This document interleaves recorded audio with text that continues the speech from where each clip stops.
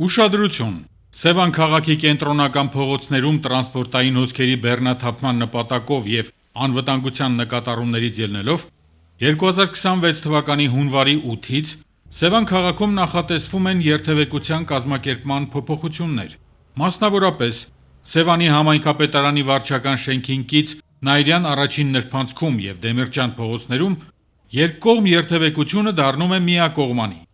Առաջին ուղղություն Նայիրյան փողոցից Սևանի համայնքապետարանի վարչական շենքի կողքով դեպի Նայիրյան առաջին նրբանցք։ Երկրորդ ուղղություն Չարենց փողոց, Սարգիս Սևանեցի փողոց, Կարեն Դեմիրճյան փողոց Խաչմերուկից դեպի Կարեն Դեմիրճյան փողոց։